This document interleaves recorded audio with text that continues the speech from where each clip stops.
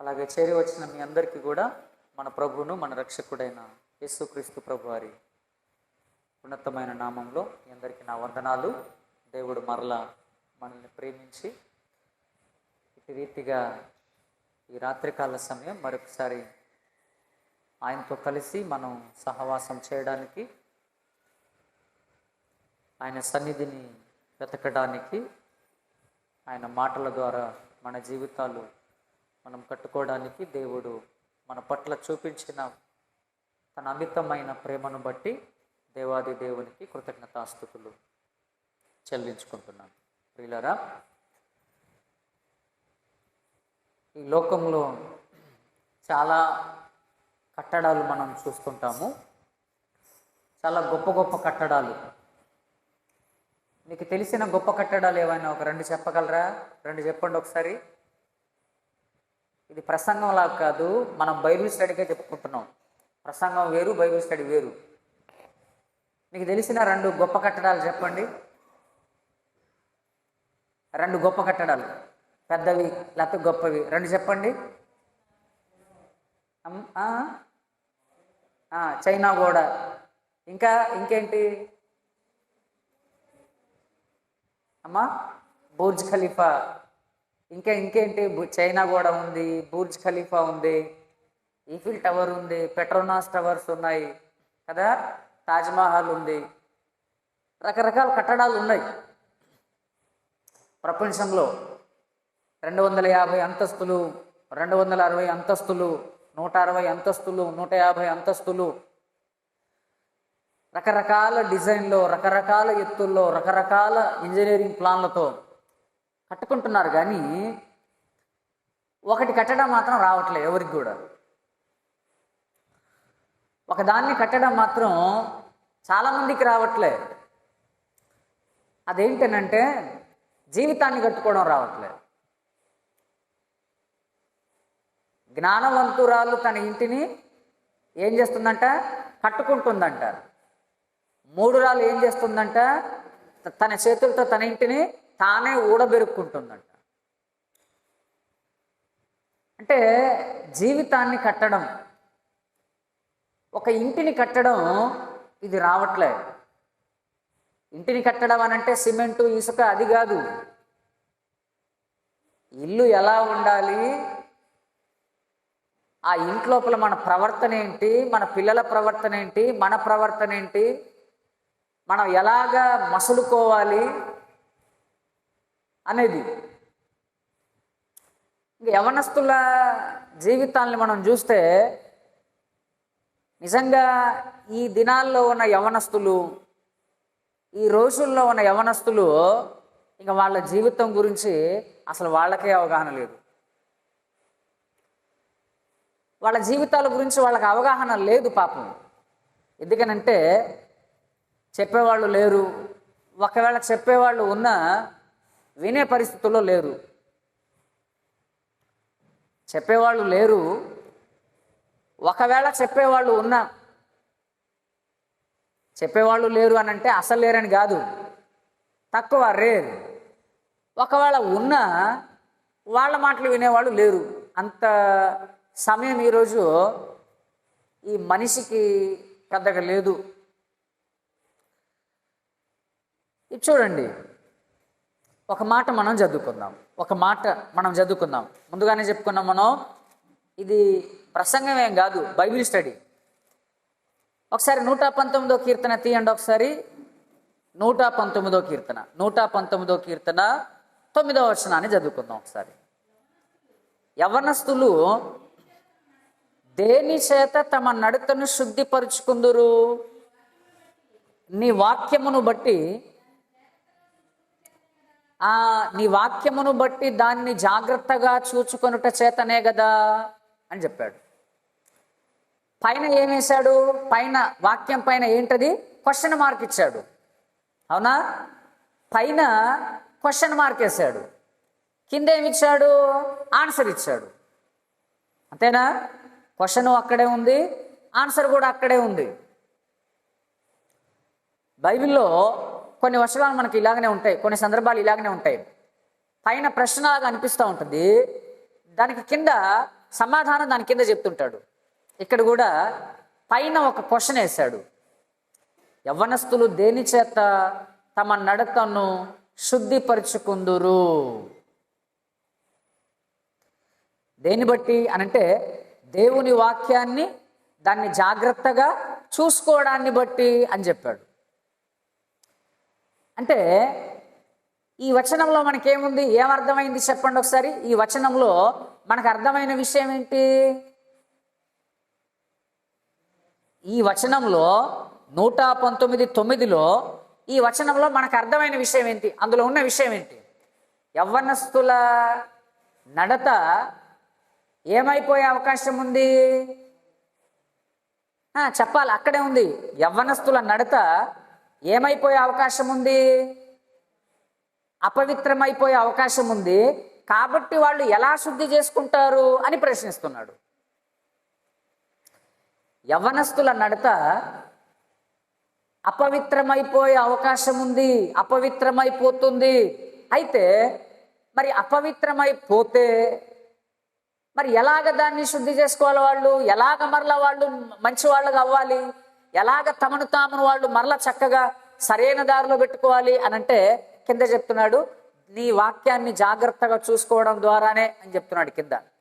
అంటే యవ్వనస్తుల నడత, యవ్వనస్తుల ప్రవర్తన, యవ్వనస్తుల వాళ్ళ జీవన విధానం అది మారాలంటే పరిష్కారం ఏంటి అని అంటే దేవుని వాక్యమే. ఇక్కడికే రావాలి.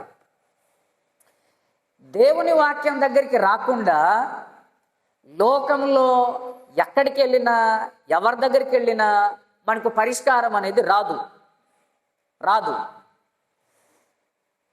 ఇక్కడ చూడండి, నడత అనగానే ఏంటది?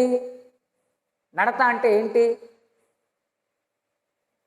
నడత అంటే ఏంటి? యవ్వనస్తులు దేని చేత తమ నడతను, ఏంటి నడత? ఇంగ్లీష్ బైబిల్లో వే అంటాడు. వే ఏంటి? వే ఏంటి నడత అనంటే వాళ్ళ ప్రవర్తన. తర్వాత కేవలం యవ్వనస్తులు మాత్రమే కాదు, అందరూ కూడా దేవుని దగ్గరికి రావాల్సిందే. వాళ్ళ నడత మారాలన్నా, వాళ్ళ నడత అంటే వాళ్ళ ప్రవర్తన, వాళ్ళ జీవన విధానము, వాళ్ళ జ్ఞానము. తర్వాత ఈ లోకంలో ఎదుగుతున్న క్రమంలో మనల్ని ఆకర్షించేవి చాలా ఉంటాయి. ఒక యవ్వనస్తుడు ఎదుగుతున్న క్రమంలో ఆ యవ్వన జీవితాన్ని పాడు చేయడానికి, ఆ యవ్వన జీవితాన్ని ఆకర్షించడానికి రకరకాలుగా ఉంటాయి. వినే వాటిలో ఉంటాయి, చూసే వాటిలో ఉంటాయి, ధరించే వాటిలో ఉంటాయి, ఏ కోణంలో చూసినా కూడా చదివే వాటిలో ఉంటాయి, స్నేహం చేసే వాటిలో ఉంటాయి. ఈ అన్నిట్లో కూడా తప్పకుండా యవ్వనస్తుని యొక్క నడతను, మనిషి యొక్క నడతను చెరిపే అంశాలు ఎన్నో ఉంటాయి. ఇంటర్నెట్ చాలా మంచిది, అయితే ఇంటర్నెట్లో సగానికంటే సగంకు పైగా పనికిరాని చెత్తే ఉంది. వాడుకునే వాడికి ఇంటర్నెట్ మంచిది, చెడిపోయే వాడికి ఇంటర్నెట్ అంత ప్రమాదం లేదు. నిజంగా వాడుకునే వాడికి ఇంటర్నెట్ చాలా మంచిది. ఒకవేళ చెడిపోవాలనుకునే వాడికి అసలు ఇంటర్నెట్ అంత డేంజర్ లేదు. కాబట్టి ప్రతి యవ్వనస్తుని యొక్క జీవితం, ప్రతి మనిషి యొక్క జీవితం తాను ఎదుగుతున్న క్రమంలో ఈ లోకంలో అతనిని చెరిపివేసే గుంటనక్కలు చాలా ఉన్నాయి. గుంటనక్క అది పైకి కనిపించదు. గుంటనక్క అది బొరియల్లో ఉంటుంది. అక్కడ మనం ఏమీ లేదనుకుంటాం. ద్రాక్ష తోట చాలా పెద్ద ద్రాక్ష తోట వేశాం, కాయలు చాలా పక్వానికి వస్తున్నాయి, సంతోషపడ్డాం. కానీ రాత్రికి రాత్రి ఆ చెట్లన్నీ కూడా చిందరవందర అయిపోయినాయి, ఆ కాయలన్నీ కూడా తెగి కిందకు పడిపోయాయి, ఆ చెట్లన్నీ కూడా రోజు కొన్ని చావడం ప్రారంభమయ్యాయి. ఇతనికి అర్థం కావట్లే, ఏంటి మొన్నటిదాకా తోట చాలా బాగా వచ్చింది, ఈ రాత్రికి రాత్రే ఏంటి ఇలా అయిపోతుంది తోట ఏంటి? అని అంటే గుంట నక్కలు, చెరిపివేసే గుంట నక్కలు ఉంటాయి, అది పైకి కనిపించవు, అది నేల బొరియల్లో నివాసం చేస్తాయి. అలాగే మనిషి యొక్క హృదయం, యవ్వనస్తుని యొక్క హృదయంలో కూడా అతని యవ్వన జీవితాన్ని చెరిపేయడానికి తన హృదయాంతరంగంలో చాలా ఉంటాయి. దాని వలన అతని యొక్క నడత చెడిపోయే ప్రమాదం ఉంది.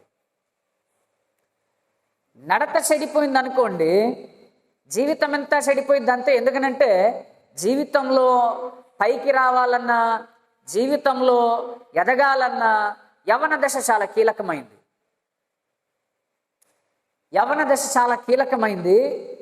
ఇక్కడ గనక సరి అయిన స్టెప్ వేయకపోతే, ఇక్కడ గనక సరి అయిన నిర్ణయాలు తీసుకోకపోతే, ఇక్కడ గనక జీవితం సరైన ట్రాక్లో గనక వెళ్ళకపోతే తప్పకుండా యాక్సిడెంట్ అయిపోతుంది. రైలు పట్టాల మీదే ప్రయాణం చేయాలి. పట్టా నుంచి గనక కొద్దిగా తప్పిపోయింది అనుకోండి, ఇంజన్ పడిపోయింది, ఆ తర్వాత బోగీలన్నీ కూడా పడిపోతాయి. ఆ రైలు సరిగ్గా ప్రయాణం చేసి తన గమ్యస్థానాన్ని చేరుకోవాలనుకుంటే ఆ రైలు పట్టాలు తప్పకూడదు. పట్టాలు తప్పింది అని అంటే ప్రమాదం. అలాగే యవ్వనస్తుని యొక్క జీవితంలో సరి అయిన డెసిషన్ గనక తీసుకోకపోతే, సరి అయిన నిర్ణయం, జ్ఞానయుక్తమైన నిర్ణయం, ఎదగాల్సిన సమయంలో గనక రాంగ్ స్టెప్ గనక పడిపోతే ఇకంతే, ఆ జీవితం అక్కడితో కొలాప్స్ అయిపోయింది, పడిపోయింది.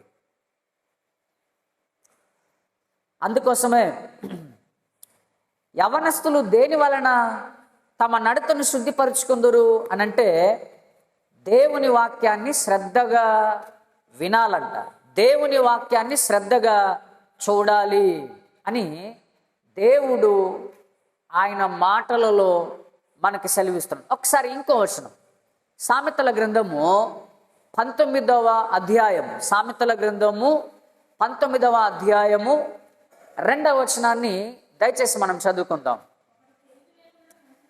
ఒకడు తెలివి లేకుండుట మంచిది కాదు, తొందరపడి నడిచేవాడు దారి తప్పిపోతాడు. చాలమ్మా, ఒకడు తెలివి లేకుండుట మంచిది కాదు. Without knowledge Dzire is not good.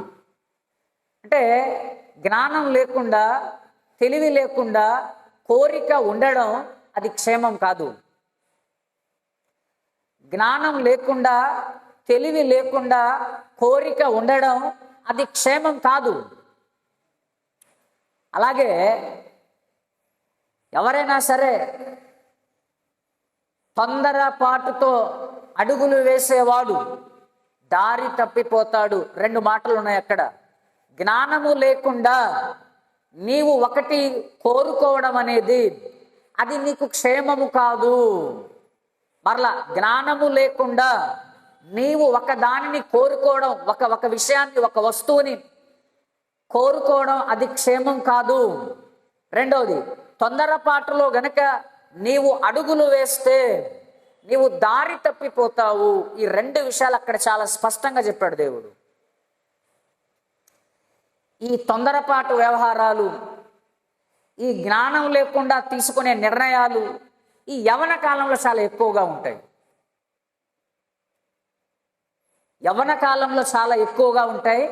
యవ్వన కాలం అని మాత్రమే కాదు, మనుషుల్లో చాలా పొరపాటు ఉంటుంది. ఇది తాను ఏం కోరుకుంటున్నాడో దాని విషయంలో సరైన జ్ఞానం లేకుండానే కోరుకోవడం, తర్వాత నష్టపోవడం, ఆ తర్వాత సరైన నిర్ణయం తీసుకోకుండా, జాగ్రత్తగా ఆలోచించి నిర్ణయం తీసుకోకుండా తొందరపాటు నిర్ణయాలు, దాని వలన తర్వాత దారి తప్పిపోయి అనేక ఇబ్బందులు పాలవ్వడం. మనం ఎవరి దగ్గరైనా డబ్బులు తీసుకునేటప్పుడు కాస్త ఆలోచించి తీసుకోవాలి.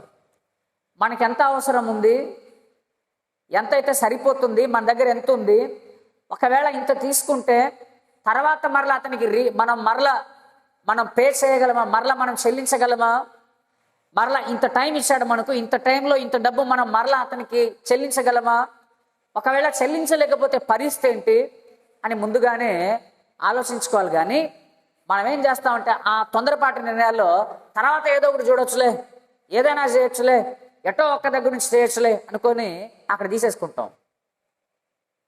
ఆ తర్వాత టైం వచ్చింది, ఆయన వస్తాడు, ఏంటి ఇస్తా అన్నావుగా అనగానే లేదు లేదు దొరకలేదు, కుదరలేదు, వచ్చే వారం అంటాడు. మరలా వచ్చే వారం వస్తాడు. అందుకోసమే వితౌట్ నాలెడ్జ్, జ్ఞానం లేకుండా నీవు కోరుకోవడం అది మంచిది కాదు.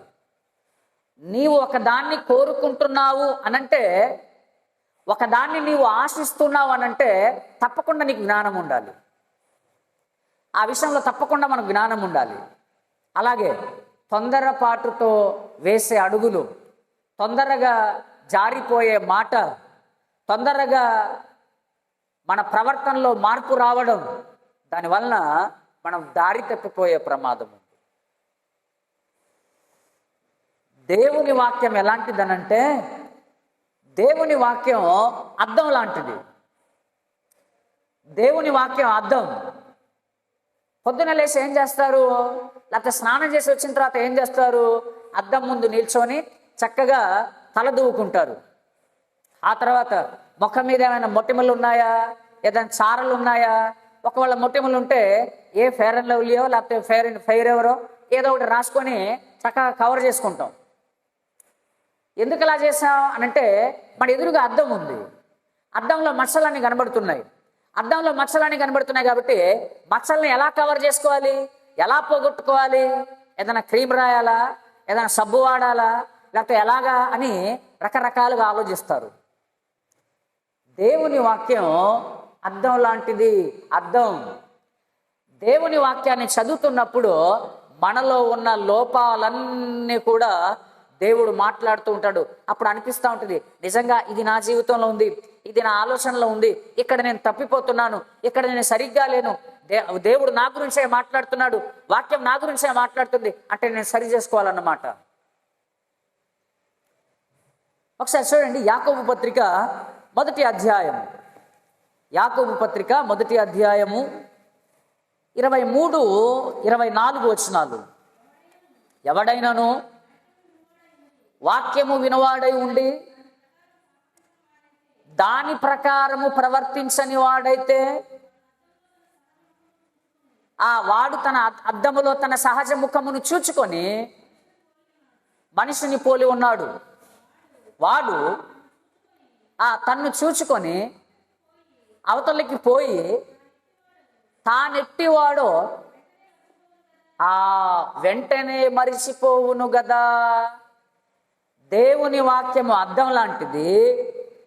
దేవుని వాక్యాన్ని విని దాని ప్రకారంగా మనము ప్రవర్తించకపోతే ఎలాంటి వారం అంటే, మనం అద్దంలో ముఖాన్ని చూసుకున్నాము, అద్దంలో ముఖాన్ని చూసుకొని అవతలికి వెళ్ళాము, అవతలికి వెళ్ళిన తర్వాత ఏం మర్చిపోయాం, మన ముఖాన్ని మర్చిపోయాం. దాంతో సమానం. అంటే దేవుని వాక్యాన్ని వింటూ ఉన్నావు, దేవుని వాక్యాన్ని వింటూ ఉండి కూడా దాని ప్రకారంగా మనం జీవించకపోతే సేమ్ మనం కూడా ఎలాంటి వాళ్ళం అంటే అలాంటి మతిమరుపు కలిగిన వాళ్ళమే. అద్దంలో మన ముఖం చూసుకున్నాం కానీ ఆ తర్వాత మరలా మన ఫోటోని తీసుకొచ్చారు, అరే ఈ రెవడరా అనగానే ఏమో నాకు తెలియదు, ఇతని ఫోటోనే ఎవడైనా అనంటే ఏమో ఎక్కడా చూసినట్టు లేదు, అదేంటి నువ్వు కాదా అనంటే నేను కాదు అంటాడు, అతనే ఈయన. కానీ కారణం ఏంటనంటే ముఖాన్ని మర్చిపోయాడు.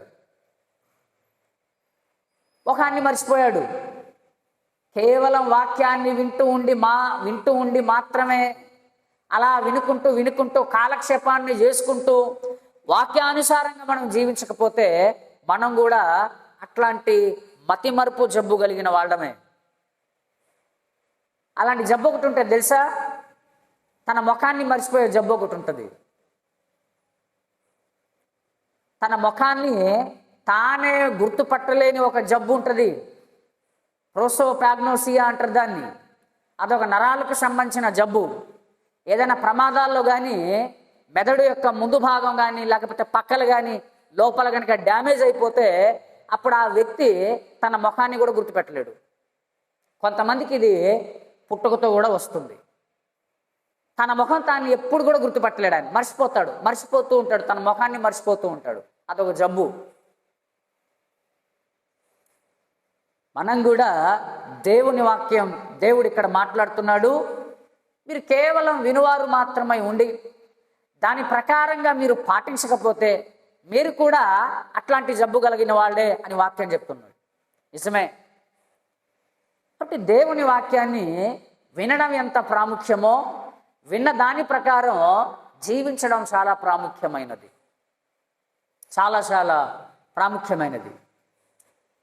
ఈ రాత్రికాల సమయం మనం ధ్యానించుకోబోయే విషయం ఏంటంటే, యవ్వనస్తులు తీసుకునే అతి తొందరపాటు నిర్ణయాల్లో చాలా చాలా ప్రమాదకరమైన నిర్ణయం ఏంటంటే వివాహము. యవ్వన కాలంలో ఉన్నవారు చాలా తొందరపాటుగా, చాలా తెలివి లేకుండా, జ్ఞానం లేకుండా తొందరపాటుగా వాళ్ళు తీసుకునే అతి ప్రమాదకరమైన నిర్ణయం ఏంటంటే వివాహానికి సంబంధించింది. వివాహానికి సంబంధించిన నిర్ణయం చాలా తొందరపాటుగా తీసేసుకుంటారు చాలామంది.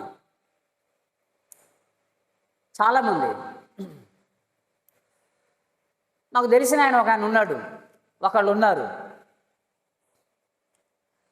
ఆ పిల్లోడిని 10th అయిపోయింది, ఇంటర్మీడియట్కి పంపించారు. ఫస్ట్ ఇయర్ బాగానే చదివాడు. సెకండ్ ఇయర్లోనికి వెళ్ళాడు. 4వ నెల అంటే కాలేజ్ స్టార్ట్ అయ్యి 3వ నెల రన్ అవుతుంది. ఇంటికి తొందరగా రావట్లే. ఏంట్రా ఇంటికి తొందరగా రావట్లేదు అని అంటే, ఏదో మా క్లాసులు అది ఇది ఏదో చెప్పించాడు. ఒకరోజు ఈమెకు చెప్పారు, మీ అబ్బాయి ఎక్కడున్నాడో తెలుసా అని. ఒకళ్ళు ఎక్కడున్నాడంటే, బస్ స్టేషన్లో ఒక అమ్మాయిని మీ అబ్బాయి శుభ్రంగా కలుసుకొని మాట్లాడుకోవడం, గంటల తరబడి అక్కడే కూర్చుంటున్నాడు. వాడు కాలేజీకి వెళ్తున్నాడే అనుకుంటున్నారేమో, వాడు కాలేజీకి వెళ్ళట్లే అనేసరికి వీడికి ఏం చెప్పకుండా, వీడు కాలేజీకి వెళ్తా అన్నాడు, సరే వెళ్ళని చెప్పారు. వీళ్ళు వెనకాల వెళ్ళారు తర్వాత చెప్పకుండా. ఆ బస్ స్టేషన్ పరిసరాలు చూస్తే నిజమే. అప్పుడు ఆ బస్ స్టేషన్లోనికి వెళ్ళి కొట్టారు ఇద్దరిని. ఆ అమ్మాయిని కొట్టారు, తర్వాత ఈ అబ్బాయిని కూడా కొట్టి ఈ అబ్బాయిని లాక్కొచ్చారు ఇంటికి. లాక్కొస్తే సరే అని చెప్పేసి వీడు ఇక్కడే ఉంచితే మరలా పాడైపోతాడేమో అని చెప్పేసి దూర ప్రాంతానికి కొన్ని రోజులు పంపించారు. తర్వాత మళ్ళీ తీసుకొని వచ్చిన తర్వాత మర్చిపోయాడలే అని అనుకొని, ఒరే జాగ్రత్తగా చదువుకోరా, నువ్వు ఒక్కడివే అని చెప్పేసి మరలా కాలేజీకి పంపించారు. మరలా రావట్లే. ఈసారి ఏం చేశాడంటే, డైరెక్ట్గా సెకండ్ ఇయర్ చదువుతున్న ఈ పిల్లవాడు ఆ అమ్మాయిని డైరెక్ట్గా ఇంటికే తీసుకొని వచ్చాడు. వయసు ఎంత? జస్ట్ సెకండ్ ఇయర్ చదువుతున్నాడు. ఆ అమ్మాయిని డైరెక్ట్గా ఆ అమ్మాయి కూడా వాళ్ళ క్లాస్మేట్, డైరెక్ట్గా ఇంటికే తీసుకొని వచ్చేసాడు. ఇంటికి తీసుకొని వచ్చేస్తే ఇక ఆ తల్లిదండ్రులు ఏంటి, ఏడవాలా, లబోదిబో కొట్టుకోవాలా, ఏం చేయాలో అర్థం కాక వాడిని కొట్టేసి ఆ అమ్మాయిని కొడితే, ఆ అమ్మాయి కూడా ఇక నేను వెళ్ళను, ఈయన దగ్గరే ఉంటా, ఈయన కూడా అవసరమైతే నిన్నైనా మర్చిపోతా, మిమ్మల్నైనా మర్చిపోతా, నేను ఇక అంతే అని చెప్పేసి ఇక వాళ్ళిద్దరికి ఏం చేస్తారు, ఇక ఫోన్లే అని చెప్పేసి వదిలిపెట్టేశారు. ఇక అంతే, వాడి ఇష్టం. ఇక అంటే చూడండి, ఇలా చాలా చాలా చాలా చాలా జరుగుతున్నాయి. ఎందుకంటే ఇప్పుడున్న ఈ జనరేషన్, ఇప్పుడున్న ఈ చుట్టూ ఉన్న వాతావరణం, ఇప్పుడున్న ఈ కల్చర్, ఇదంతా కూడా వీళ్ళ జీవితాల మీద చాలా ఎక్కువ ప్రభావాన్ని చూపిస్తాయి. అందుకోసమే ఈ విషయాల గురించి ముందుగా తెలుసుకొని ఉండడం మంచిది.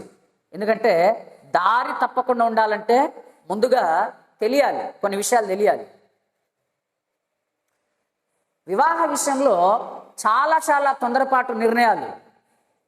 ఎందుకంటే ఆ వయసు ఎలాంటిదనంటే, అనుభవం ఏమి ఉండదు, జ్ఞానం ఏమి ఉండదు, చూసిందే నిజం అనుకుంటారు, తాము ఆలోచిస్తున్నదే నిజం అనుకుంటారు, తాము తీసుకునే నిర్ణయాలే కరెక్ట్ అనుకుంటారు. మా తల్లిదండ్రులు వాళ్ళకేం తెలియదు, పెద్దలు వాళ్ళ సలహాలు అక్కర్లేదు, ఎవరిది అక్కర్లేదు, మా స్నేహితులు చెప్పారు, వాళ్ళు నాకు సపోర్ట్గా ఉన్నారు, వాళ్ళు నాకు సపోర్ట్ చేశారు, వాళ్ళు ఎంకరేజ్ చేశారు, మా ఇంటి పక్క వాళ్ళు ఎంకరేజ్ చేశారు, లేకపోతే ఇక అంతే, ఇక మేము ఎవడి మాట వినము, ఇక అంతే. చాలా చాలా రాంగ్ డెసిషన్ అది, రాంగ్ స్టెప్, జీవితంలో అతి ప్రమాదకరమైన స్టెప్ అది. ఎందుకనంటే వివాహ విషయంలో సరైన నిర్ణయం తీసుకోలేదనుకోండి, కుటుంబం పతనం అయిపోయింది. తర్వాత ఏదైనా సరే వివాహం అనే పునాది మీదే ఉంటుంది. కుటుంబం కూడా నిలబడేది వివాహం అనే పునాది మీదే. సంఘం కూడా ఆ కుటుంబాలు ఉంటేనే సంఘం. సమాజం కూడా కుటుంబాలే, దేశం కూడా కుటుంబాలే. ఈ కుటుంబాలు, సంఘము, సమాజము నిలబడాలంటే సరి అయిన వివాహం ఉంటేనే నిలబడతాయి, లేకపోతే నిలబడవు. వివాహాన్ని చాలా చులకనగా చేశారు కాబట్టి దాని విలువ ఏంటో అర్థం కాకుండా, అది ఎంత గొప్పదో అర్థం కాకుండా, దేవుడు ఎందుకు దాన్ని డిజైన్ చేశాడో అర్థం కాకుండా, అది చాలా ఎలాగైపోయిందంటే వివాహము అనేది అది ఒక అజ్ఞానంగా, లేకపోతే అది దాంట్లో ఏముందిలే, అదేం చేసిద్దిలే, ఏముంది, ఏదో కాసేపు గంట సేపు ఏదో తంతు జరిగితే అయిపోయింది కాదు. వివాహాన్ని డిజైన్ చేసింది దేవుడు, డిసైడ్ చేసింది దేవుడు, ప్రిపేర్ చేసింది దేవుడు, ప్లాన్ చేసింది దేవుడు. ఏమేం చేశాడు? డిజైన్ చేశాడు, డిసైడ్ నిర్ణయించాడు, ప్రిపేర్ సిద్ధపరిచాడు, ప్లాన్ ప్రణాళిక చేశాడు. ఇవన్నీ కూడా దేవుడే వివాహాన్ని ఏర్పాటు చేసింది. మనకు తెలుసు, ఆదామును ఆయన మట్టితో తయారు చేసిన తర్వాత, ఆయన జీవ ఊదిన తర్వాత, ఆయన జంతువులన్నిటికీ కూడా పేర్లు పెట్టిన తర్వాత, ఆదాము దేవుని దగ్గరికి వెళ్ళి నాకు హవ్వ కావాలని చెప్పాడా, లేకపోతే దేవుడే ఆదాముకు హవ్వమని ఇవ్వాలని డిసైడ్ చేశాడా? దేవుడే ఆదాముకు హవ్వమని ఇవ్వాలని నిర్ణయించుకున్నాడు, ఆలోచించి ఇతన్ని పడుకోబెట్టి, ఇతని పక్కటెముకని తీసి హవ్వమ్మను తయారు చేసి ఈయన దగ్గరికి తీసుకొని వచ్చాడు.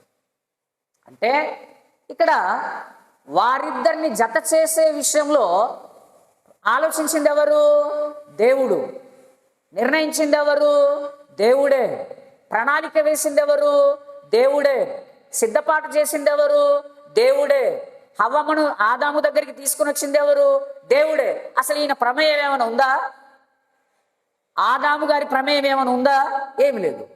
పోనీ హవ్వమ్మ ప్రమేయం ఏమైనా ఉందా? నన్ను ఆదాము దగ్గర తీసుకెళ్ళు చేయమని చెప్పేసి ఏమి లేదు. ఇక్కడ వాళ్ళిద్దరూ జతపరచడంలో ఈమె ప్రమేయము లేదు, ఆయన ప్రమేయము లేదు. వీళ్ళిద్దరి పైన దేవుడే సర్వాధికారిగా, దేవుడే వాళ్ళని సిద్ధపాటు చేసి, ఒక ప్రణాళిక చేసి, ఒక డిజైన్ చేసి వాళ్ళిద్దరిని కూడా ఏకం చేశాడు. అంటే దీన్ని బట్టి ఏమర్థమవుతుంది? ఈ వివాహం అనేది కంప్లీట్గా ఎవరి ఆలోచన ప్రకారం జరగాలని అర్థమవుతుంది? దేవుని ఆలోచన ప్రకారంగా జరగవలసిన విషయం ఇది. దేవుని చిత్తానుసారంగా జరగవలసిన విషయం ఇది. దేవుని ప్రణాళిక చొప్పున జరగవలసిన విషయం ఇది. దానిని ఎలా చేశారంటే ఇష్టం విచ్చలవిడిగా. నాకు కాలేజీలో కనబడ్డా, ఇక వాడే కావాలి. ఆమె నాకు బస్ స్టేషన్లో కనబడిందా, ఆమె నాకు కావాలి. మా ఊర్లో మా ఇంటి పక్క కనబడిందా, ఆమె కావాలి. మా ఊళ్ళో ఆయన కనబడ్డా, ఆయనే కావాలి.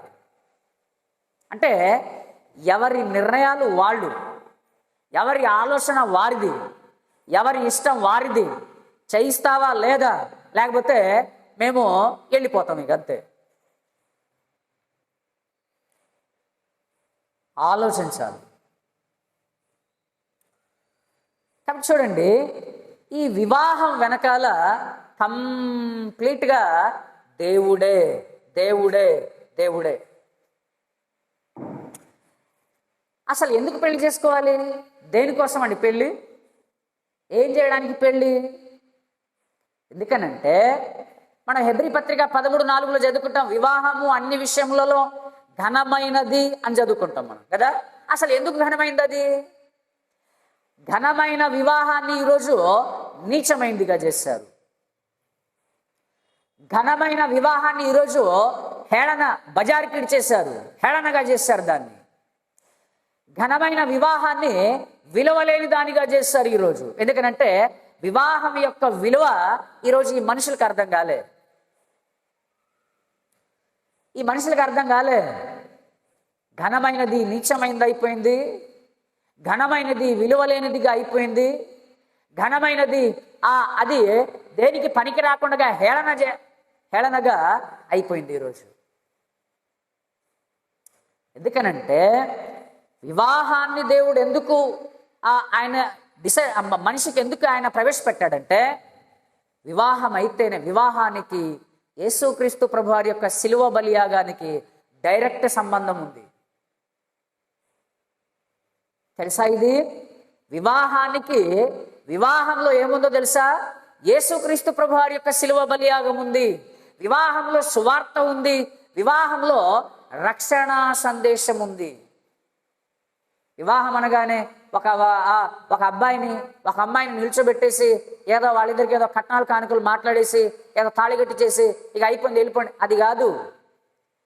వివాహంలో శిలువ బలియాగం ఉంది, వివాహంలో రక్షణ సందేశం ఉంది. దాంట్లో సంఘం ఏర్పాటు అందులోనే ఉంది, క్రీస్తు రెండవ రాకడ అందులోనే ఉంది, క్రీస్తు మొదటి రాకడ కూడా వివాహంలోనే ఉంది. అందులో దేవుడు భద్రపరిచాడు. సంఘం యొక్క ఏర్పాటు కూడా, సంఘం యొక్క ప్రారంభం కూడా అందులోనే ఉంది.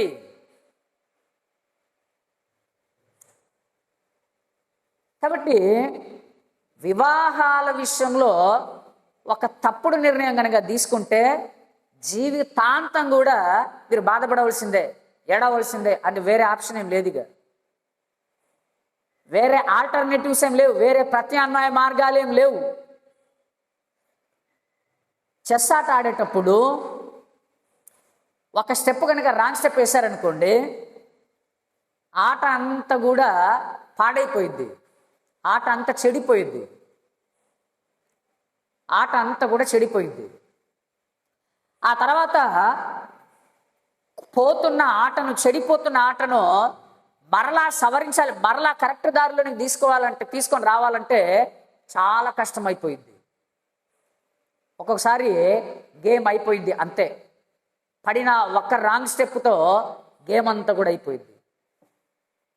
అలాగే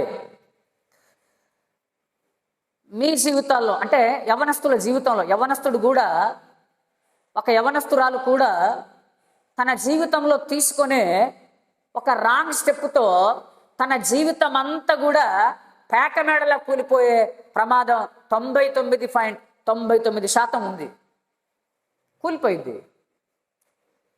అప్పుడు ఏడ్చినా, గీజేసినా, గోల పెట్టినా ఇక చేసేదేం లేదు, ఇక అంతే, నువ్వు చేసుకున్నావు, అనుభవించు అంతే, నీకు తిప్పలేదు, నువ్వు బడి, ఇక అంతే, చేసేదేం లేదు.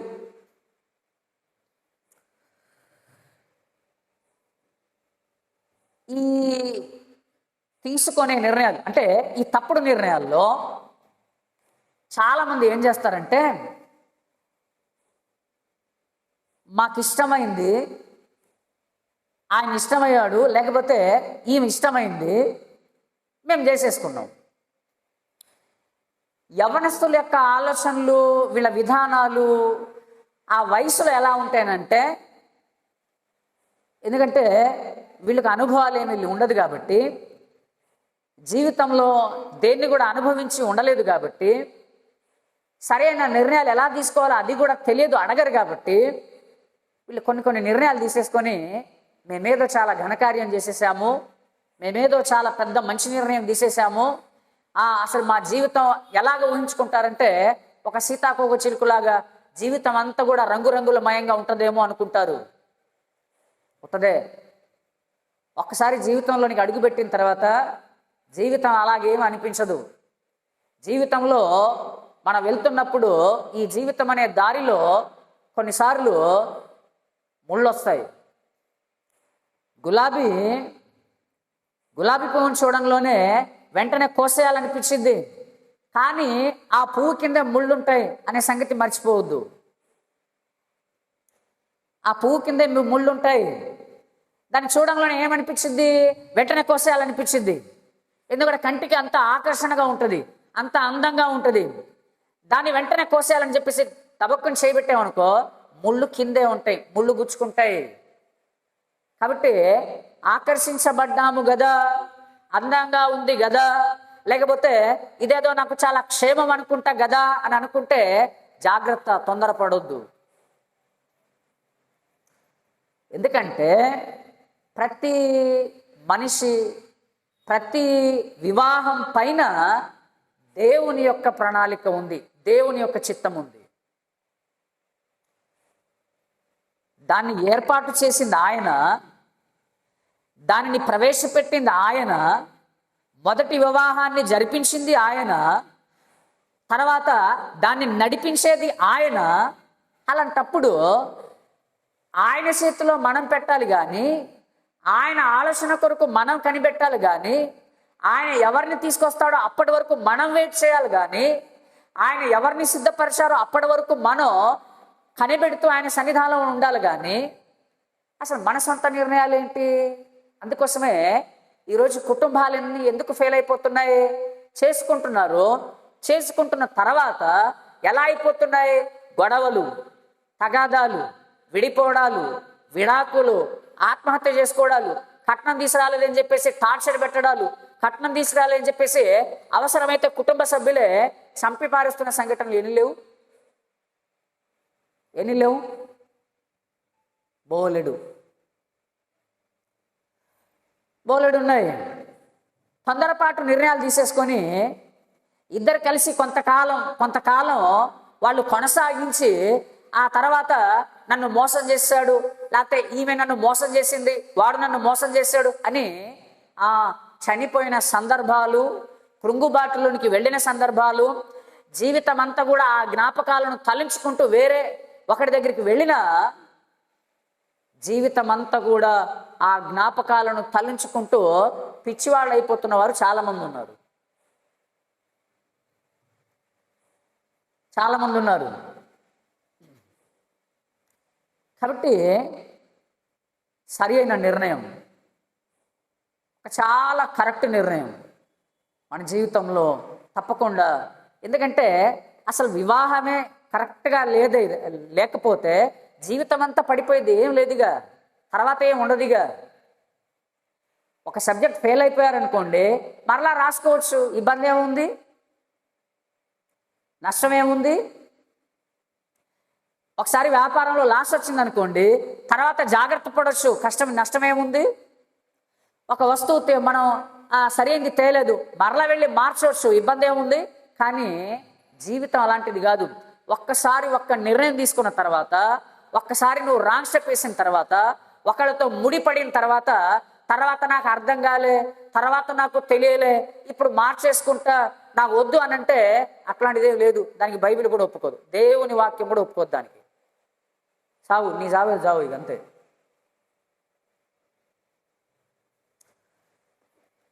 చాలామంది ఈ రోజుల్లో ఒక అవిశ్వాసిని పెళ్లి చేసుకుంటే తప్పేముంది అంటే, ఒక క్రైస్తవుడినే పెళ్లి చేసుకోవాలా?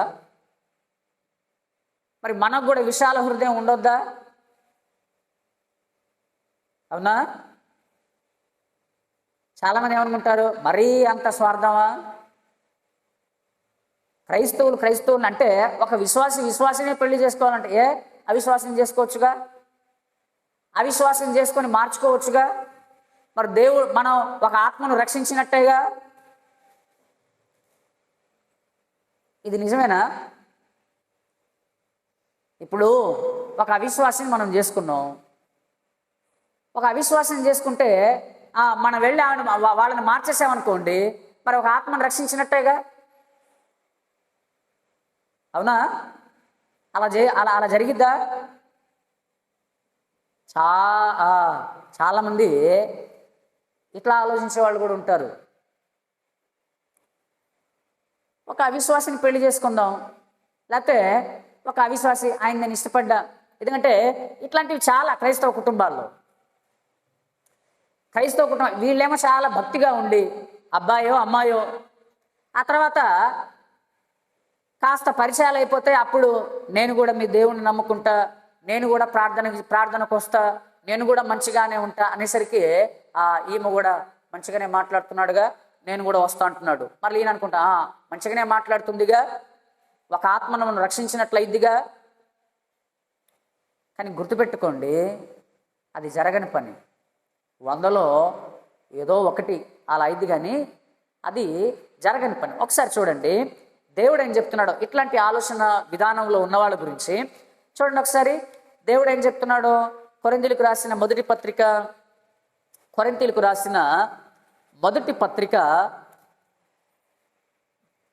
7వ అధ్యాయం 16వ వచనం చూడండి ఒకసారి.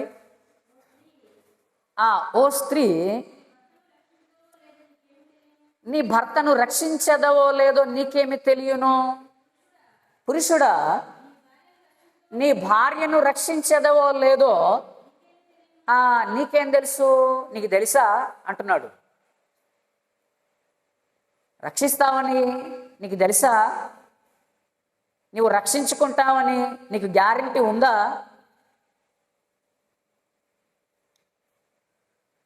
అలా ఉందా? చూడండి, ఈ వచనాన్ని అలా పెట్టుకోండి. ఈ వచనాన్ని అలా పెట్టుకొని ఇంకో వచనాన్ని కూడా ఒకసారి చూద్దాం. కొరింథీయులకు రాసిన మొదటి పత్రిక, సరే దీనికంటే ముందు ద్వితీయోపదేశ కాండంలోనికి వద్దాం. ద్వితీయోపదేశ కాండము 22వ అధ్యాయము 10వ వచనం చూడండి.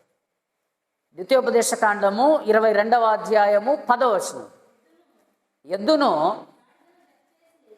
ఎద్దును గాడిదను జత చేసి భూమిని దున్నకూడదు. చాలు, మీకేం అర్థమైంది చెప్పండి, మీరు ఏం గ్రహించారో చెప్పండి.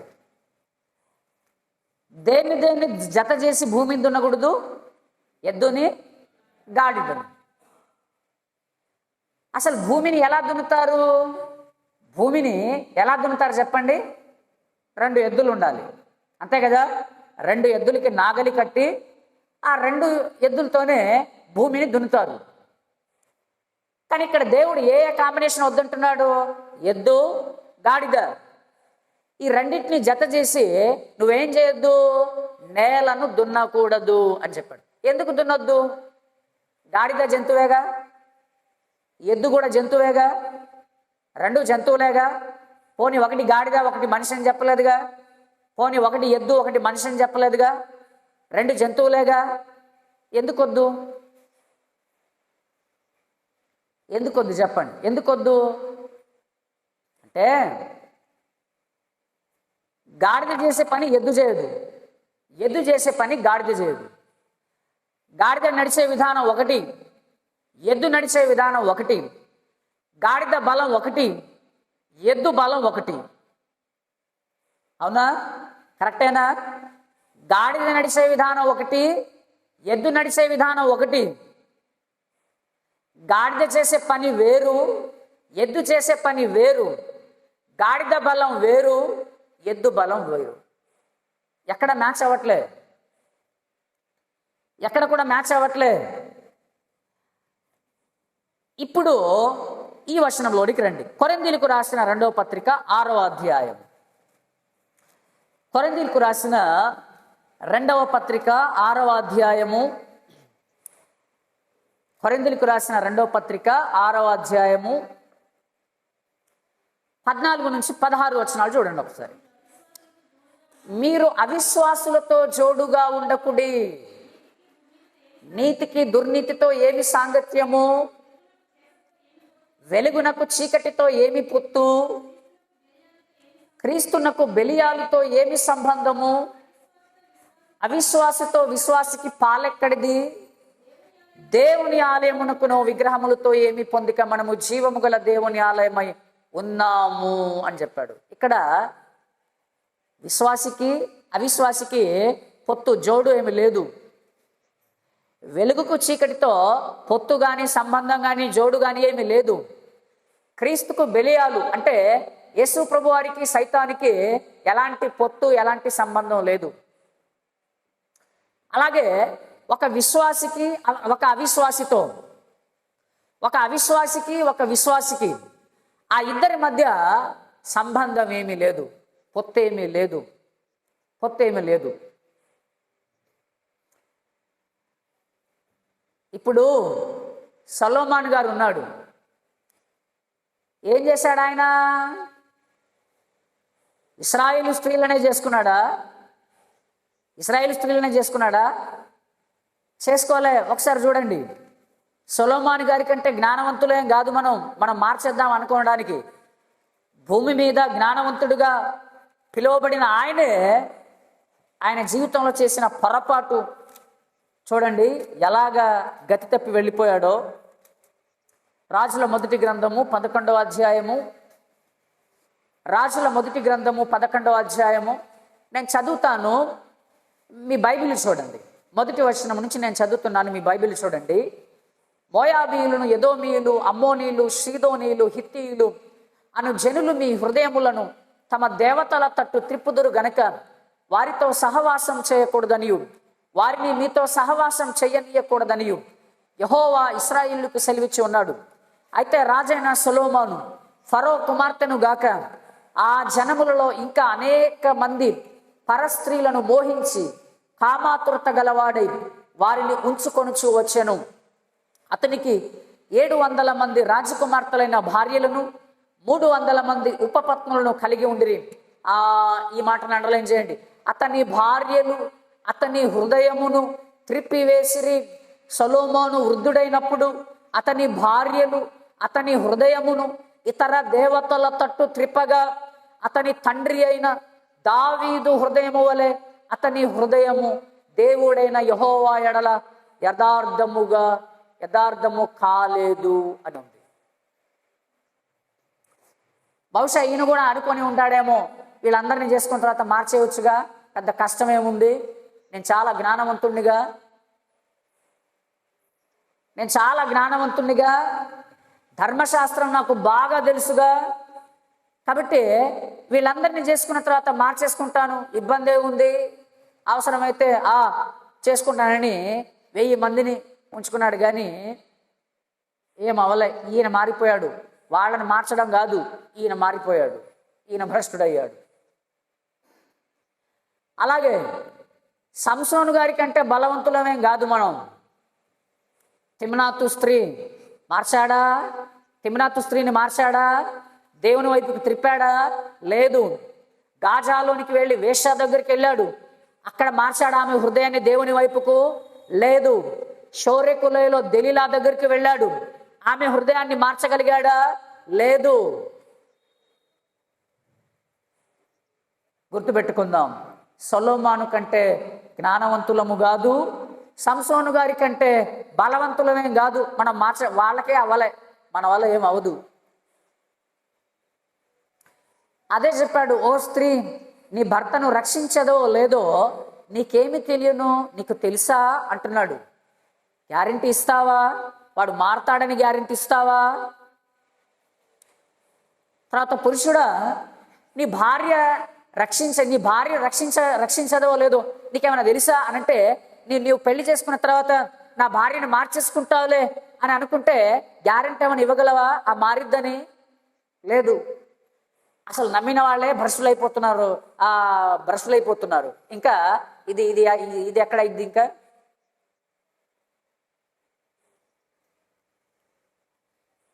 పాత నిబంధన కాలంలో దేవుడు దీన్ని చాలా పాత నిబంధన కాలంలో కూడా దేవుడు దీన్ని చాలా సీరియస్గా తీసుకున్నాడు.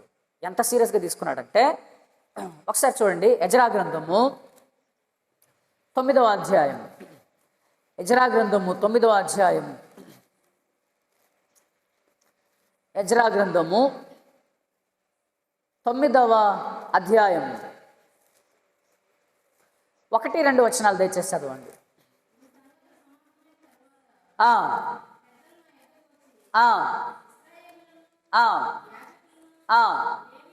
ఆ, కా, ఆ, పెరిజీలు, యబూసీలు, అమ్మోనీలు, మోయాబీలు, ఐగుప్తీలు, అమోరీలు. చూడండి, తమ్మును తాము వేరుపరుచుకొనక వారు చేయు అసహ్యమైన కార్యములను తామే చేయుచు వారి కుమార్తెలను పెండ్లి చేసుకొనుచు తమ కుమారులను తీసుకొనుచు పరిశుద్ధ సంతతిగా ఉండవలసిన తాము ఆ దేశపు జనులతో కలిసికొనిన వారైరి. ఈ అపరాధము చేసిన వారిలో పెద్దలను అధికారులను నిజముగా ముఖ్యులై ఉండిరని చెప్పిరి. ఏంటంట అది? అపరాధము, పాపము. పాపము, అపరాధము. ఎందుకంటే నీ మనసు వాళ్ళ మనసు కలవదు. నీ ఉద్దేశాలు వేరు, వాళ్ళ ఉద్దేశాలు వేరు. నీ ఆలోచన వేరు, వాళ్ళ ఆలోచన వేరు. నువ్వు ప్రార్థనకి వెళ్ళాలంటావు, వాడు వద్దంటాడు. నీ వాక్యం చదవాలంటావు, నువ్వు వాక్యం చదవాలంటావు, ఆమె బయటికి తీసుకెళ్ళమని చెప్పింది. అసలు ఎక్కడ మ్యాచ్ అవ్వదు, ఎక్కడ పోలిక అవ్వదు. మార్చాలని నువ్వు ప్రయత్నం చేస్తావు, రోజు గొడవలే అవుతాయి. అప్పుడు విడిచిపెట్టేద్దాము అనుకున్న విడిచిపెట్టకూడదు. ఎందుకంటే నీ పరిస్థితి ఎలా అయిపోయిందంటే, ముందేమో బావి, వెనకేమో గొయ్యిలాగా అయిపోయింది. నువ్వు పడితే ముందు బావిలోనైనా పడాలి, లేకపోతే వెనక గొయ్యిలోనైనా పడాలి.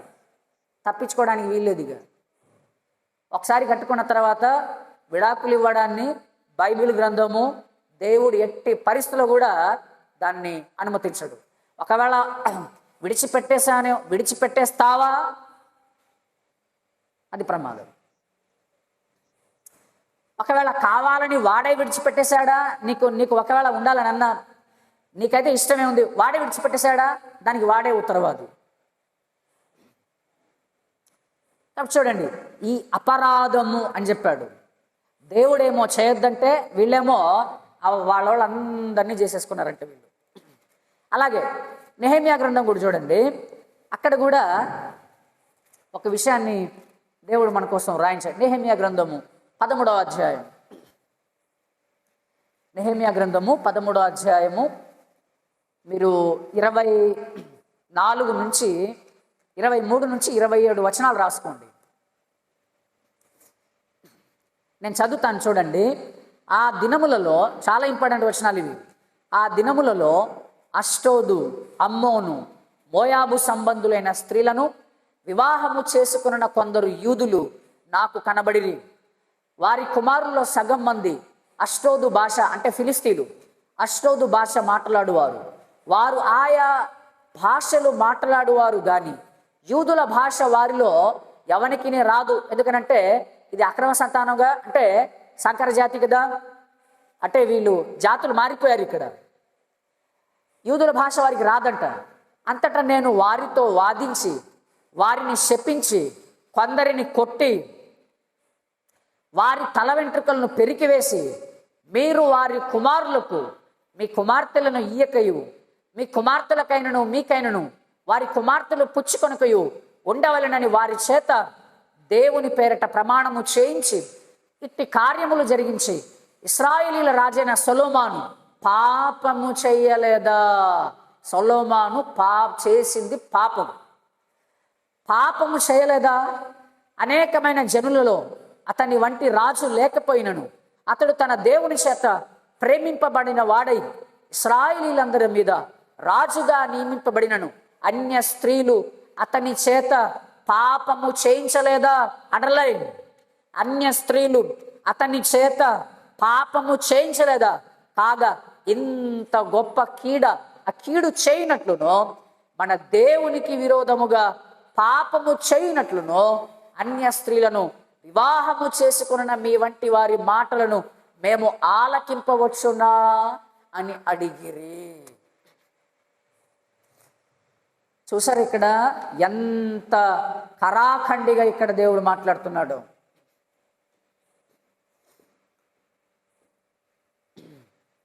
కాబట్టి తొందరపాటు నిర్ణయాలు, హడాహుడిగా తీసుకునే నిర్ణయాలు, అందాన్ని బట్టి, ఆస్తిని బట్టి, డబ్బును బట్టి ఫ్రీగా చేసుకొని వెళ్ళిపోతున్నాం అంటున్నారండి. చాలా కట్నం ఇస్తారని చెప్తున్నారండి. మారిపోతామని కూడా చెప్తున్నారండి అని అంటే నమ్మడానికి వీల్లేదు. ఎందుకంటే అది జరగని పని. 99% జరగదు అది. 1% ఎవడో 100కు1, అది కూడా చాలా కష్టం మీద, చాలా కష్టం మీద. కాబట్టి గుర్తుపెట్టుకోండి, వివాహం విషయంలో ఏముండదో తెలుసా? వివాహం అనేది గుడ్డిగా చేసుకోవద్దు. వివాహం విషయంలో ఖచ్చితంగా ఒక ప్రణాళిక ఉండాలి. వివాహం విషయంలో సిద్ధపాటు ఉండాలి. వివాహం విషయంలో ప్రార్థనాపూర్వకంగా సిద్ధపడాలి.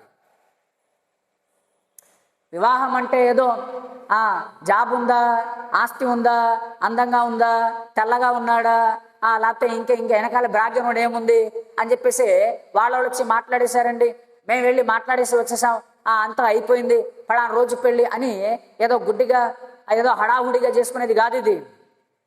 దేవుని సన్నిధిలో మొదటగా ప్రార్థనలో పెట్టి కనిపెడుతూ ఒక ప్రణాళిక, ఒక సిద్ధపాటుతో వేచి చూడవలసిన విషయం ఇది.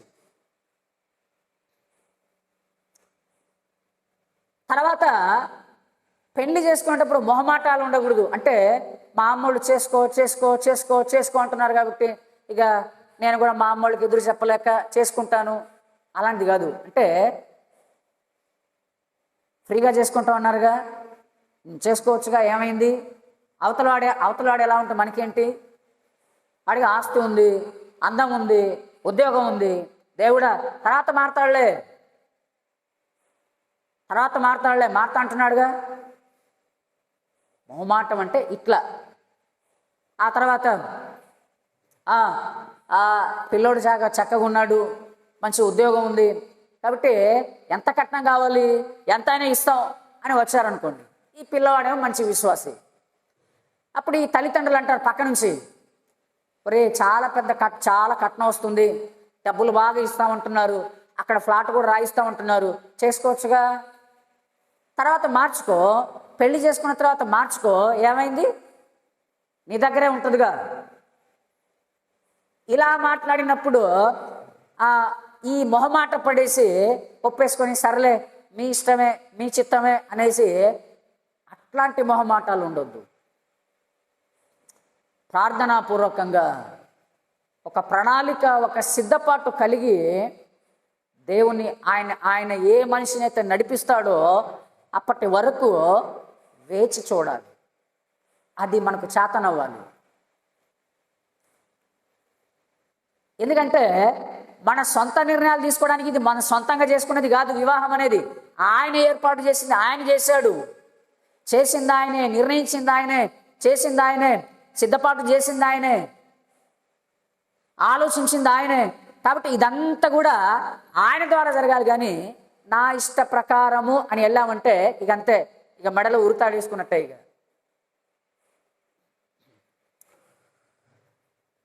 ఆ తర్వాత ఇప్పుడు సెలక్షన్ చేసుకోవాలి. ఇప్పుడు సెలక్షన్ చేసుకున్నప్పుడు మరి ఏం చూడాలంటే ఒక 3-4 విషయాలు చూడాలి తప్పకుండా. అదేంటనంటే ఫస్ట్గా చూడాల్సింది ఆత్మీయ జీవితం విషయంలో ఈ అబ్బాయి, ఒకవేళ అబ్బాయిని చూస్తున్నాం అనుకోండి, మనం ఆత్మీయ జీవిత విషయంలో, సంఘ జీవిత విషయంలో ఈ అబ్బాయి ఎన్ని సంవత్సరాలు పెద్ద? సపోజ్గా ఒక పాప ఉంది, ఆ అమ్మాయి మారు మనసు పొంది 10 సంవత్సరాలు అయింది, బాప్తిసం తీసుకొని 10 సంవత్సరాలు అయింది. ఒక ఆ అమ్మాయికి మ్యాచింగ్ వచ్చింది, అతను క్రైస్తవుడే. ఆ అబ్బాయి మారు మనసు పొంది 5 సంవత్సరాలు అయింది, మ్యాచ్ అవ్వదు, మ్యాచ్ చేయకూడదు. ఎందుకనంటే పురుషుడు కుటుంబ యజమాని, కుటుంబాన్ని నడిపించేవాడు, తర్వాత స్త్రీకి ఆయన శిరస్సు. కాబట్టి పురుషుడు ఎప్పుడు కూడా ఆత్మీయ జీవిత విషయంలో సీనియర్ అయి ఉండాలి. అంటే ఒక అబ్బాయి మారు మనసు పొంది 10 సంవత్సరాలు, అమ్మాయి మారు మనసు పొంది 8 సంవత్సరాలు, ఓకే ఓకే అది మ్యాచ్ అవుతుంది, లేకపోతే మ్యాచ్ అవ్వదు. అమ్మాయి ఏమో 10 సంవత్సరాలు అయింది, ఈడేమో మారు మనసు పొంది 3 సంవత్సరాలు అయింది అనుకోండి, ఈడేం నడిపించగలడు? ఎలా నడిపిస్తాడు? తప్పుడు నిర్ణయాలు తీసుకునే చాలా ఉంటాయి, అది సెట్ అవ్వదు, అది సెట్ అవ్వదు. రెండవది ఏంటనంటే, ఎవరైనా సరే కట్నాన్ని కనుక డిమాండ్ చేస్తున్నాడు అనుకోండి, గుర్తుపెట్టుకోండి, వాళ్ళు విశ్వాసులైనా సరే కట్నాన్ని కనుక డిమాండ్ చేస్తున్నారు అనుకోండి, అది సరి అయిన సంబంధం కాదు. ఒకవేళ నీకు లోక సంబంధంగా సరి అయిన సంబంధమే అనిపించినా అది దేవుని విషయంలో అది సరి అయిన సంబంధం కాదు. అంటే కట్నం తీసుకోవద్దనా? తీసుకో, వాళ్ళు ప్రేమపూర్వకంగా ఎంత ఇస్తే అంత తీసుకో, తప్పు లేదు. డిమాండ్ చేసే హక్కు లేదు, అసలు చేయకూడదు. ఏ అమ్మాయిని కూడా ఖాళీగా ఉత్త చేతితో ఎవడైనా పంపించేస్తాడా? పంపించేస్తాడండి? ఎవడు పంపించడు. కాబట్టి వాళ్ళు ఎంత ఇస్తారో అంత తీసుకో, అంతేగాని నాకు ఆ బండి కావాలి, నాకు చైన్ కావాలి, ఇంత డబ్బు కావాలి, అక్కడ ఫ్లాట్ కావాలి, నేను క్రైస్తవునే, మేము ప్రార్థనకి వెళ్తాం, మేము విశ్వాసము అనే ఆ మాట కనుక వస్తే గుర్తుపెట్టుకోండి, అదంతా నకిలీ విశ్వాసం. అదంతా వాళ్ళు ధనాపేక్షులు, వాళ్ళు నిజమైన క్రైస్తవులు కాదు, అది నిజమైన విశ్వాసం కాదు, గుర్తుపెట్టుకోండి. ఇది కాబట్టి ఇంకా చాలా విషయాలు ఉంటాయి, కాకపోతే మనకు సమయం అయిపోతుంది. మరలా దేవుని చిత్తం అయితే వచ్చేసారి మనం ఇంకా మాట్లాడదాం వివాహం గురించి. అంటే ఈ కొన్ని విషయాలు మీరు గుర్తుపెట్టుకోండి. ఇది వివాహం అనేది ఒక వస్తువు కాదు, ఒక కూరగాయల మార్కెట్ కాదు. ఏది పాడైపోయిన దాన్ని మరలా మార్చేసుకోవడానికి ఒక్కసారి కనుక నిర్ణయం తీసుకుంటే చాలా ప్రమాదంలోకి వెళ్ళిపోతారు. కాబట్టి గుర్తుపెట్టుకోండి, ఈ కొన్ని విషయాలు మీ తలంపుల్లో మీరు భద్రపరుచుకోండి. తొందరపాటుగా నిర్ణయాలు తీసుకోవడం, ఆ తర్వాత ఏమైద్దిలే, ఏం కాదులే, మారిపోతారులే అనే నిర్లక్ష్య భావన చివరికి చాలా దారుణంగా అయిపోయింది. ఒకసారి మీకు చెప్పాను అనుకుంటా, ఒక ఆయన చాలా బాగా, ఆయన చర్చిలో చాలా బాగా సండే స్కూల్ నడిపిస్తాడు, ఇంగ్లీష్ చెప్తాడు, ఇంగ్లీష్లో నడిపిస్తాడు, సండే స్కూల్ తెలుగులో నడిపిస్తాడు, ఆ తర్వాత ఆరాధన నడిపిస్తాడు, మ్యూజిక్ ప్లే చేస్తాడు, ఆ తర్వాత ఆయన జాబ్ చేస్తాడు, మంచి యవనస్తుడు. అయితే ఈయన ఏం చేశాడంటే, శ్రీకాకుళంలో జరిగింది ఇది, ఈయన ఏం చేశాడంటే, ఈయన కాలేజీకి వెళ్తున్నాడు కదా, కాలేజీకి వెళ్తున్నప్పుడు అక్కడ ఒక అమ్మాయిని ప్రేమించాడు. ఆ అమ్మాయి అన్యురాలు, అంటే మామూలుగా దేవుడు ఎరగని వాళ్ళు. అమ్మాయిని ప్రేమించాడు. మధ్యలో ఈయన ఒక్కొక్క వారం కొద్దిగా రావడం మానేస్తున్నాడు. ఈ పాస్టర్ గారికి అనుమానం వచ్చి, ఏంటి నువ్వు ఈ మధ్య ఏంటి అసలు సరిగా రావట్లేదు అని అంటే, లేదు మాకు కొద్దిగా ప్రైవేట్ క్లాసులు వస్తున్నాయి కాబట్టి కొద్దిగా రాలేకపోతున్నా అన్నాడు. సర్లే అనుకొని ఒకానొక రోజు ప్రపోజల్ని తీసుకొని వచ్చి పలానా అమ్మాయిని ప్రేమిస్తున్నాను, ఆమెతో నాకు పెళ్లి చేయాలన్నాడు. ఎలాగా అనంటే, లేదు నాకు ఇష్టమైంది. నువ్వు తర్వాత చాలా ఇబ్బందులు పడతావు అనంటే, లేదు మారిపోతా అని చెప్పింది, ఆమె కూడా దేవుణ్ణి తెలుసుకుంటా అని చెప్పింది, నేను మార్చేసుకుంటాను, నాకు అన్నీ తెలుసు కదా అంటే, సర్లే అది కరెక్ట్ కాదు, నువ్వేదో ప్రమాదంలో పడిపోతావు, నువ్వు ఇప్పుడైనా ఆలోచించంటే, లేదు నేను ఆమెను బాగా లోతుగా ప్రేమించేశాను అనేసరికి సరే అని చెప్పేసి ఇక ఆయన చేసేసుకున్నాడు. వీళ్ళు చేయించేటట్లేరు, ఆయన చేసేసుకున్నాడు. తర్వాత మెల్లమెల్లగా ప్రార్థనకు రావడం మానేశాడు. అయిపోయింది. మానేసిన తర్వాత 5-6 సంవత్సరాలకి కనబడలేదు, అసలు చర్చిలోనే కనబడలేదు. తర్వాత ఎక్కడో బయట రోడ్డు మీద కనిపించాడంట ఈ పాస్టర్ గారికి. ఏంటి అసలు నువ్వు కనబడట్లే, ప్రార్థనకు రావట్లే ఏంటనంటే, ఏం మాట్లాడకుండా కోపగించుకొని వెళ్ళిపోయాడు. సర్లే ఎందుకు కోపగించుకున్నాడు అనుకొని ఈయన ఇంటికి వెళ్ళాడు. ఇంటికి వెళ్తే వాళ్ళకు ఒక పిల్లోడు పుట్టి ఉన్నాడు, ఒక అబ్బాయి, వాడికేమో ఒక 4 సంవత్సరాలు. వాడికి బ్లడ్ క్యాన్సర్తోనేమో ఆ అబ్బాయి మంచం మీద ఉన్నాడు, ఆవిడేమో ఆ చిరచిరాలాడుతూ ఆవిడేమో అటే పొందంట, ఈడేమో తలకాయ పట్టుకొని ఈడిట్టున్నాడంట. ఈయన వెళ్ళాడు, ఇప్పుడైనా దేవుని దగ్గరికి రండి, మించిపోయింది ఏం లేదు, ఇప్పుడైనా దేవుని దగ్గరికి వచ్చి పశ్చాత్తాపడండి, సరి చేసుకోండి అని అంటే ఈయన అన్నాడంట, ఇక దేవుడు లేడు గీవుడు లేడు, నన్ను మీరు డిస్టర్బ్ చేయొద్దు, నన్ను ఇక లేదండి, నాకు దేవుని మీద విశ్వాసం ఏమి లేదు. ఏం చేశాడు దేవుడు నాకు, నేను ఎంతగా దేవునిలో ఉన్నాను, ఇలా నా కుటుంబం నా సంసారం ఏంటి ఇలా అయిపోయింది అని చెప్పేసి నాకు దేవుని మీద నమ్మకం లేదు, వెళ్ళిపోండి అనేసాడంట. ఇలా అయిపోతాయి పరిస్థితులు. మనం అనుకున్నంత ఈజీ ఏం కాదు, లేకపోతే మనం అనుకున్నంత మనం ఏదో ఇదేం కాదు. కాబట్టి ప్రియులారా జాగ్రత్తగా, ఎందుకనంటే ఇప్పుడు ఈ విషయాలు, ఈ పెళ్ళిళ్ళ గురించి మాకెందుకు అండి అని అంటే, ఈ యవ్వన కాలంలో వయసు అదే, తొందరపాటు నిర్ణయాలు బాగుంటాయి, చట్టక్కున ఉన్నట్టుండే పడిపోయే ప్రమాదం ఉంటుంది, తమ జీవితాల గురించి సరైన అవగాహన ఉండదు. కాబట్టి వాళ్ళకు ముందుగానే తెలియాలి. చేతులు కాలిపోయిన తర్వాత ఆకులు పట్టుకోవడం కాదు, ముందే తెలియాలి. చేతులు కాలిపోతే తర్వాత ఆకులు పట్టుకున్నా ప్రయోజనం లేదు అనే సంగతి. తర్వాత పడిపోయారనుకోండి, ఇక దానికి వాళ్ళే ఉత్తరవాదులు. మనం చేసేదేం లేదు, ప్రార్థన చేయడం మన బాధ్యత. కాబట్టి వివాహాన్ని గురించిన అవగాహన ఉండాలి. వివాహం అనేది సరదా కోసమో ఆడంబరాల కోసమో, వివాహం అనేది ఏదో వాడు నాకు నచ్చాడు కాబట్టి ఇవి నాకు నచ్చింది కాబట్టి చేసుకోవడమో కాదు. ఇంకో విచిత్రమైన విషయం చెప్పనా, విచిత్రం కాదు నిజం ఏంటనంటే, నీ జీవితం పట్ల ఒకవేళ దేవునికి నువ్వు వివాహం చేసుకోవద్దని చిత్తం ఉందనుకో, నువ్వు దానికి కూడా లోబడి ఉండాలి, నువ్వు దానికి కూడా ఓకే సరెండర్ అయిపోవాలి. కాబట్టి జాగ్రత్తగా గుర్తుపెట్టుకోండి. ఇంకా ఈ సంగతులు ఇంకా మనము దేవుని చిత్తం అయితే మరి ఒకసారి మనం ఇంకా వివాహాన్ని గురించిన అనేకమైన సంగతులు మనం ధ్యానించుకుందాం. దేవుడు ఈ మాటలను మన వినికిడిలో ఫలింపచేయను గాక. ఆమేన్. ప్రార్థన చేసుకుందాం. ప్రేమ కలిగిన తండ్రి, కృపగలిగిన దేవ, మహాఘనుడవైన మా కన్న తండ్రి, సర్వశక్తిమంతుడవైన మా ప్రభువా, మీ కొందనాడు స్తోత్రాలు. నా తండ్రి, ఈ రాత్రికాల సమయం నాయన, మా జీవితంలో మేము తీసుకునే తొందరపాటు నిర్ణయాలు,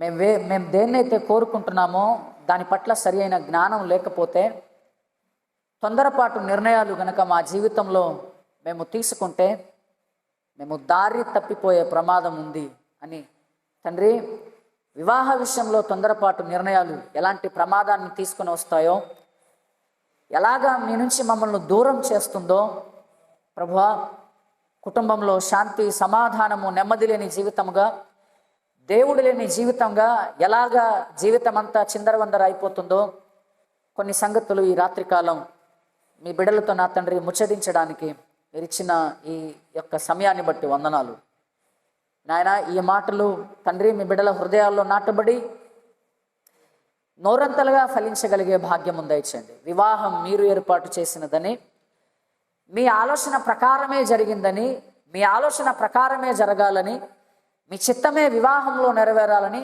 తండ్రి నాయన మేము నేర్చుకున్నాం, ఈ రాత్రి తెలుసుకున్నాం ప్రభువా. ఇదిగో తండ్రి, మీ బిడ్డలను కనికరించండి. యవ్వన కాలంలో ఉన్న మీ బిడ్డలు దారి తప్పిపోకుండా, తొందరపాటు నిర్ణయాలు లేకుండా నాయన తమ జీవితంలో తండ్రి మీ చిత్తానుసారంగా నాయన ఓపికతో ప్రార్థనాపూర్వకంగా నా తండ్రి వివేకముతో కనిపెట్టుకొని జీవించగలిగే భాగ్యము దయచేయండి.